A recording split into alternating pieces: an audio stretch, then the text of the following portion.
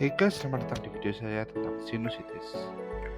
Jadi di sini kita akan mengenali dari sinusitis. Jadi apa sih sebenarnya sinusitis itu?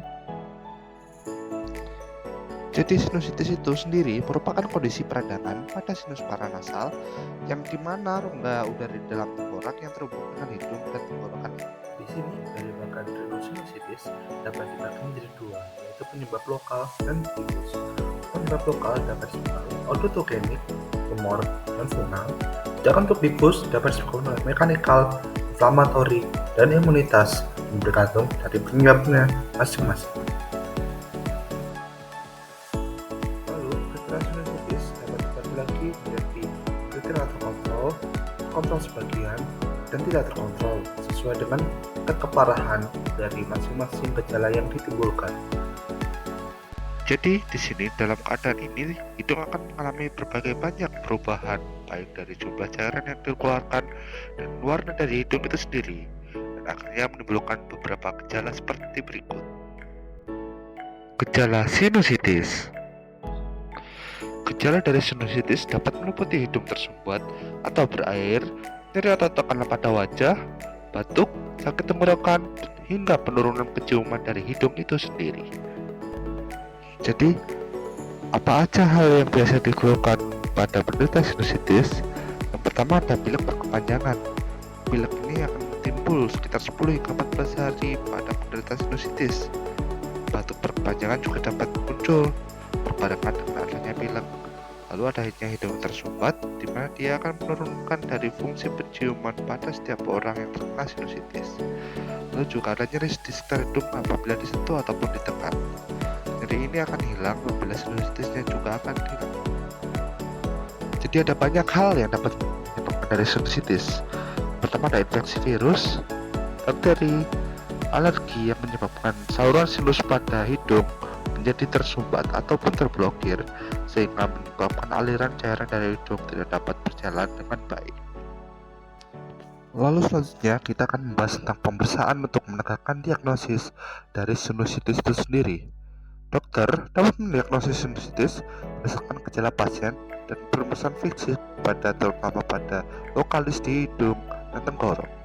Pemeriksaan tambahan seperti sinuskopi ataupun sinar X sinus mungkin diperlukan untuk konfirmasi dari diagnosis sinusitis. Di sini kita lanjutkan kepada pengobatan dari sinusitis. Jadi banyak hal yang bisa dilakukan untuk mengobati dari sinusitis. Yang pertama bisa dilakukan istirahat, minum banyak air, penggunaan gorden instan, dan kadang-kadang jika diperlukan akan diberikan pemberian antibiotik apabila infeksinya disebabkan oleh bakteri.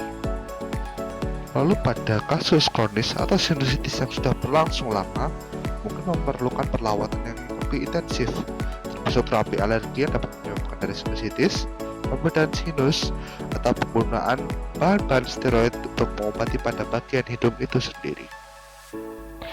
Untuk pencegahan dari sinusitis, yang pertama kita dapat menjaga kebersihan dari tangan, mencuci tangan setiap akan melakukan sesuatu ataupun makan, dan setelah membersihkan sesuatu.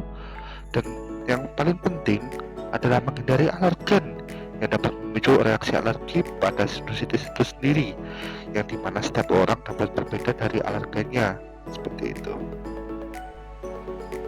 Lalu pembahasan selanjutnya, kapan kita harus ke dokter saat mengalami sinusitis? Sinusitis yang berlangsung lebih dari beberapa hari, dan jika gejala semakin memburuk seperti timbulnya demam, telinga semakin menyeri, ataupun itu juga semakin menyeri.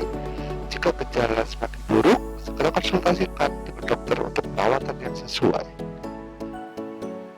Lalu, apabila sinusitis dibiarkan, maka sinusitis akan menyebabkan infeksi pada jaringan sekitar hidung, terutama mata, dan pada bagian organ-organ yang ada di sekitar hidung itu sendiri, yaitu infeksi pada otak, infeksi pada tulang di sekitar hidung.